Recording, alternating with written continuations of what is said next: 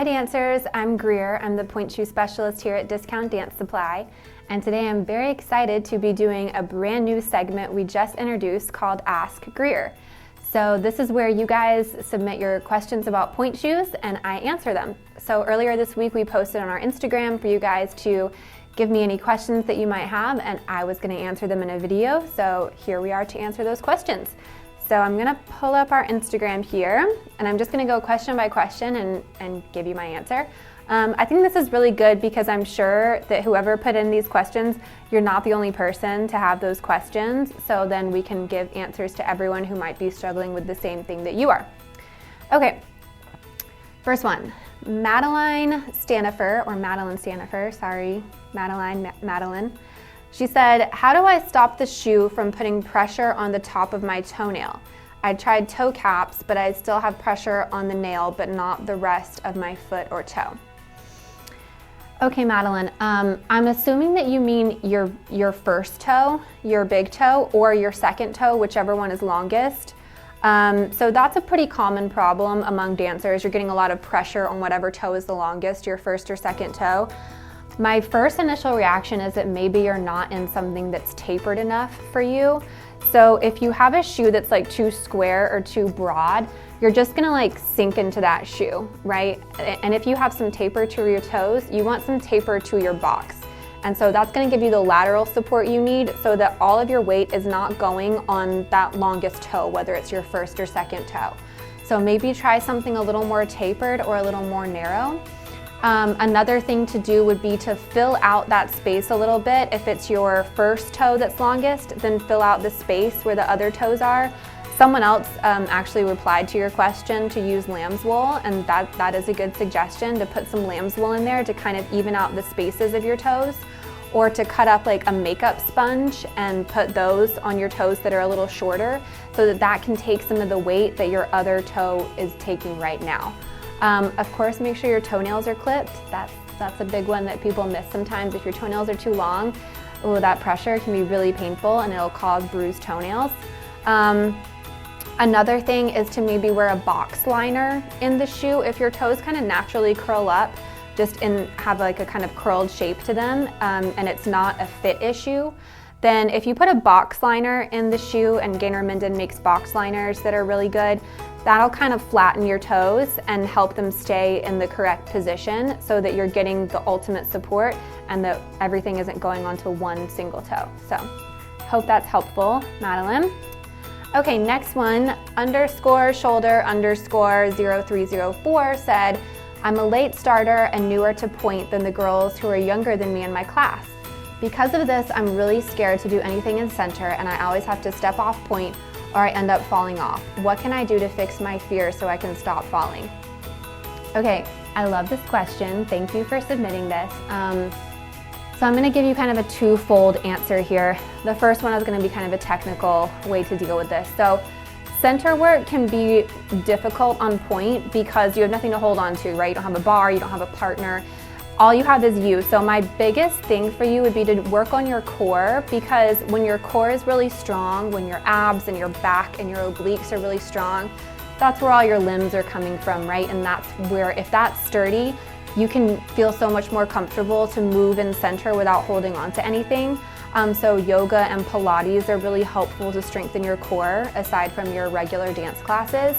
Another thing, I don't know what kind of pointe shoes you're wearing, but if you're, obviously the way, physics works is if you're balancing on something really tiny, it's gonna be harder to balance on. So if you're wearing a shoe that's super tapered to a really narrow platform, it's harder to balance on. So maybe look into a broader platform. I don't want you to totally change your shoe if you really like the shoe you're in, but something to think about. You can also darn your platform to make it a bigger space. That's where you just stitch around the platform and it creates a larger platform, so that's easier to balance on. So my second part to your question is, I think you're really brave for doing this and for pursuing dance, even though you might be with girls who are a little more advanced than you and have more of like a head start on ballet and pointe. But I meet so many adult dancers who just start taking ballet as an adult because they love it and never got to as a kid. for whatever reason. And I say just keep going, keep pursuing it. Don't be afraid to fall in class. You know, try to keep yourself from being injured, of course, but class is the place to make mistakes, to test where your limits are, to test your boundaries. So, you know, I think once you fall a few times, you realize it's not the end of the world and that everyone falls and trips and makes mistakes in class. And I say just keep going. I'm inspired by you, and yeah, keep going to your class and keep just pursuing it if you love it. Okay, so STL Mama Knits said, my daughter's pointe shoes squeak. Any thoughts on why this is or how to fix it? This is her first pair, so we're new to this. Squeaky pointe shoes, that just happens sometimes if the shoes aren't broken in. You know, it's really like a leather outer sole hitting usually on marley floor. Depends on what kind of floor she's dancing on. I wouldn't worry about it unless her teacher is saying that it's like a super abnormal noise that they're making. Usually once the shoes are broken in, they kind of stop making all the noises they make, but fresh out of the package, you know, they're gonna be kind of squeaky on a marley floor. So things you can do to kind of mitigate that would be to, you know, beat out those shoes a little bit on some concrete. Don't go crazy, but beat out between where the platform is and the pleats are, where she would be like landing from a jump on Demi, or on at the highest point of that point right there, coming down. That's where you want to beat out the shoes to make them a little more quiet. I don't know how much that would help with squeaking, but it helps with loud pointe shoes. It's probably a lot to do with the floor she's dancing on. If they're allowed to use rosin on the floor, that might be helpful. Again, I wouldn't really worry about it unless it's like causing a huge distraction or something, but that just happens with newer pointe shoes. Sometimes it's part of the game. But thank you for your question. Megbed.03 says, I want to order pointe shoes online, but I'm not sure of my size. I'm an 8 in women's shoes, but I have no idea if that relates to dance shoe size. Also, do you recommend purchasing gels with your pointe shoes as well? Okay. I get these kind of questions a lot. It's really difficult to order pointe shoes online because the sizing is different for every brand, and it depends on a lot of factors: the shape of your feet, your arch, your strength, how long you've been dancing, what you're looking for in a shoe, so many things. So for all of our pointe shoes online, there is a sizing chart that you can click on for every single style, and that will tell you, you know, how to adjust from your street shoe up or down.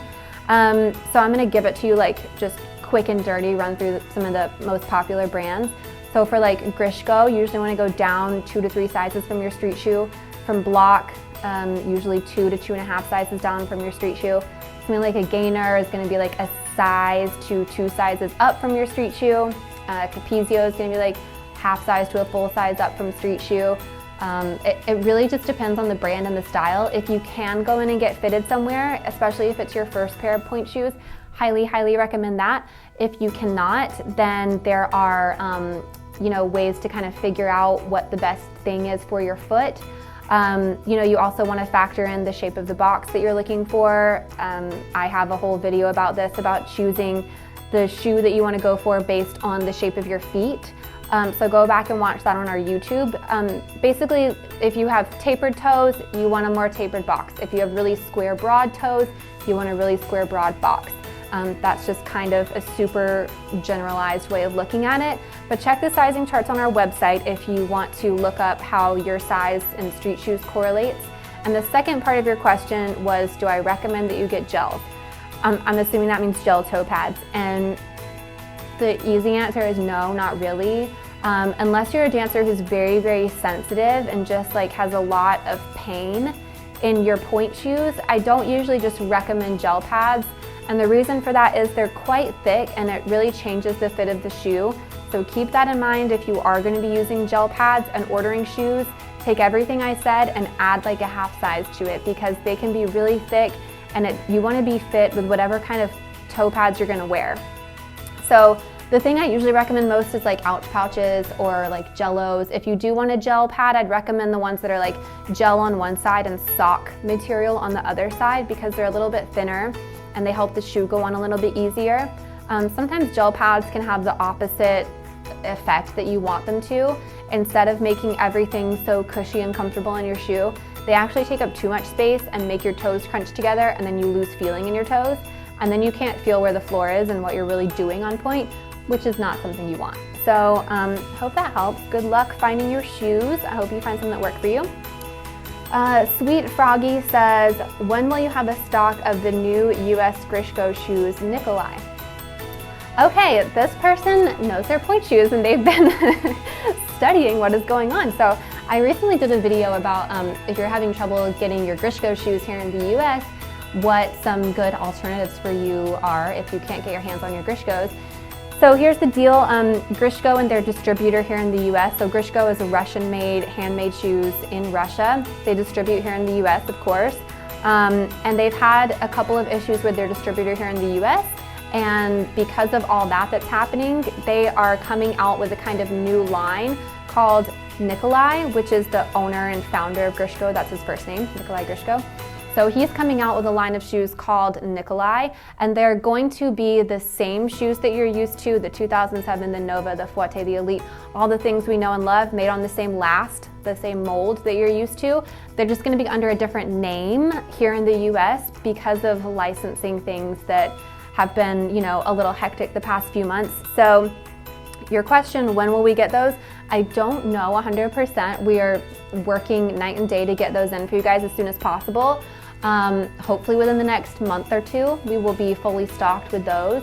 In the meantime, we do still have plenty of Grishko shoes in our warehouse, and every single Grishko shoe that we have on our online or in store is a real legit Grishko shoe. We have made sure of that. It's not any kind of, you know, made anywhere else aside from Russia. So you can continue ordering your Grishko shoes from us. They'll be the same Grishko shoes that you know and love. We're just waiting on those new ones to come in under just a different name. That's the only difference. It'll be under a different name. Instead of Grishko, it'll be Nikolai. So thanks for your question. Good looking out. Keep an eye out for those within the next few months. Okay, last one. Let's see. Marie Los Gonzalez V says, my daughter has tried Stellar, Gainer, Russian, Block, and none seem to fit her feet. Her problem is a very high arch and strong feet. First, the point breaks too fast and her ankles start to hurt because of the extra force she has to make to stay up. And second, her feet look funny in the point. Which brand will you recommend for her problem?